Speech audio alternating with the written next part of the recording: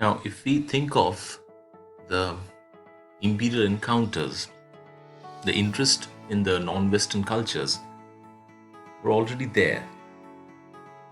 And if you think of Aeschylus's play, The Persians, you can see that how the representation of the so called Orient has always been a part and parcel of the Western literature from time immemorial. And that's why we cannot say that it was 19th century phenomena or a 20th century phenomena. It happened long back. But then the encounters during the time when there were crusades, then there were the clashes between the Mohammedans, the Muslim rulers, and the Christians, Christian kings in the medieval period, or before that, when there were clashes between the Turks and the Greeks. In fact, Aeschylus's play, The Persians, represents that all these encounters were giving an output which is not systematically representing the Orient. In fact, the representation is quite sporadic in nature. The representation of the Orient, the people of the Arab world, or people of Asia. But then the Imperial Encounters, which starts in the late 16th century and then continues and reaches its zenith in the 19th century, these encounters exposed the British to alternative cultures, alternative social structures, and this very interest in the Orient was systematized and institutionalized by the end of the 19th century. And here, Edward Said's work on the representation of the Orient in the book Orientalism is extremely important, where Said categorically argues that this very discourse generated in the West, especially in the Western academia and in the Western mindscape, provided the premises on which colonization was growing its ground.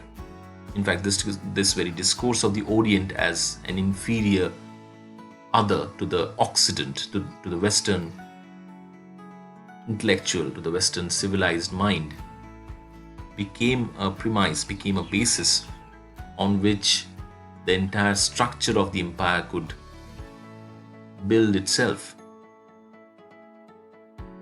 Now,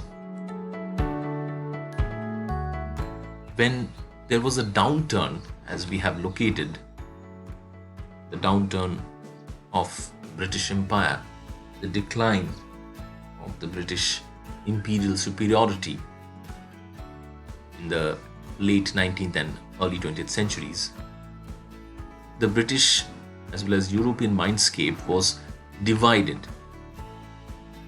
And this division happened because of this decline, because of this downturn which we find in the early 20th century.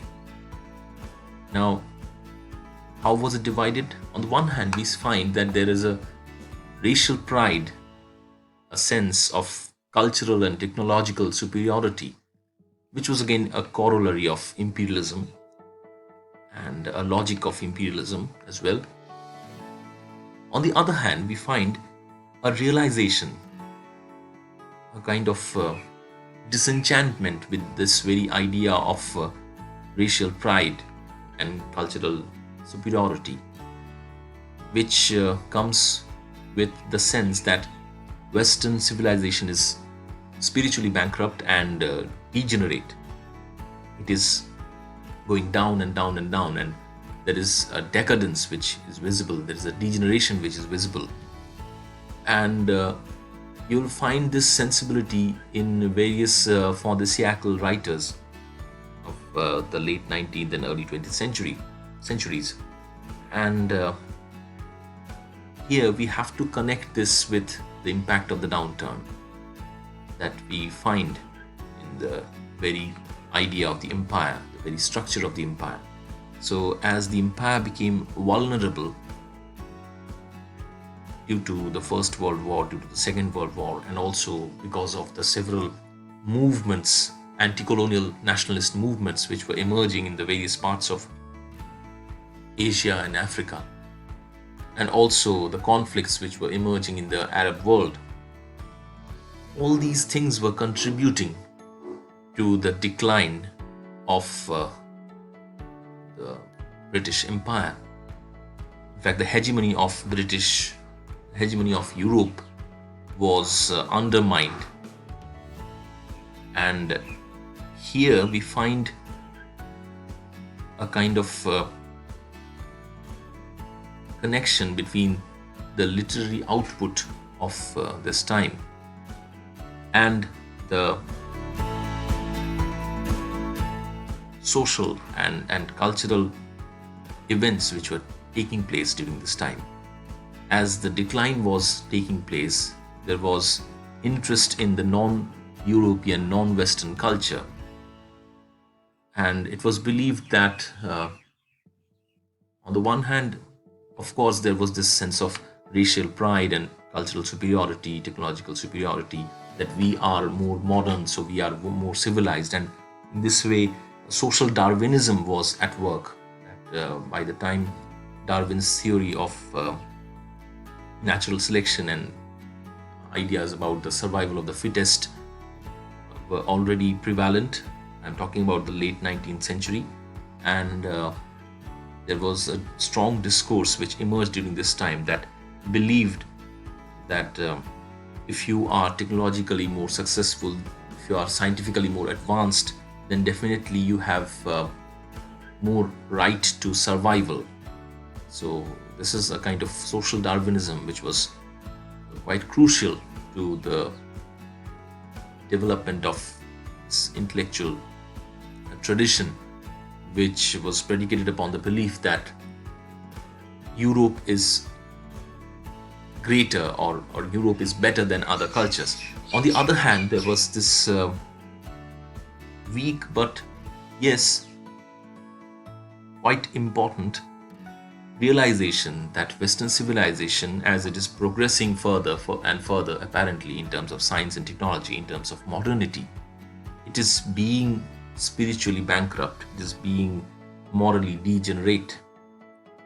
And that is why many intellectuals of this time thought it to be wise to think about the alternative cultures, the alternative sources of inspiration, the alternative sources of learning. And hence we find W.B. Yeats taking great interest in whom he would consider as the poet Orient, Rabindranath Tagore. Rabindranath Tagore gets the Nobel Prize during this time in 1913, and Yeats writes the preface to the Nobel Prize winning work of Tagore, the Song Offerings or Gitanjali. Joseph Conrad takes interest in Africa, and he writes Heart of Darkness during the beginning of the 20th century, where he represents Africa from a different perspective. At least he tries. But again, there has been criticisms upon Conrad's representation of Africa. In the same way, there can be criticisms the way in which Yeats or Pound would perceive the Asian cultures. In fact, even when they are trying to glorify the Asian poets, the Asian cultures, even then they are stereotyping. So there can be allegations of this sort, there can be criticisms of this sort, criticisms which say that despite Yeats, Conrad, Pound and Eliot were taking interest in the non-Western cultures, the stereotypification of the Orient, the essentialization of the Orient was still at work. But then we cannot deny the fact that they were taking interest in exploring new things, and in so doing they were energizing their own works. In fact, if you think of Ezra Pound's experiments with poems, which gave birth to the poetic movement called Imagism, was inspired by the model of Japanese haiku, and which consists of only 17 syllables, and in a very concise form it represents the ideas.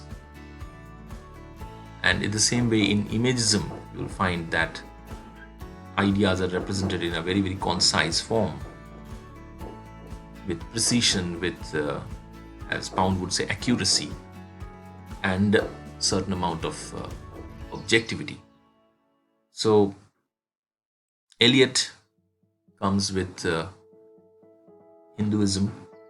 He employs Hindu philosophy in the wasteland.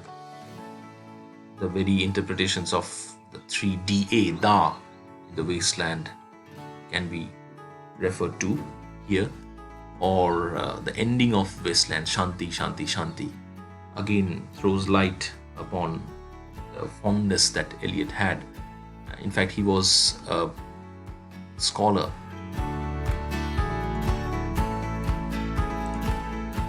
in Sanskrit,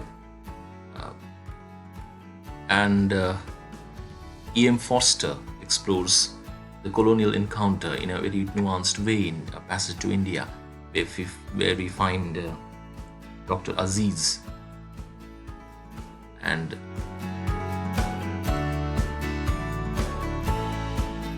Miss Adela quested, and the caves, Barabar caves, which were modeled on the Barabar caves of Bihar, where Adela thinks that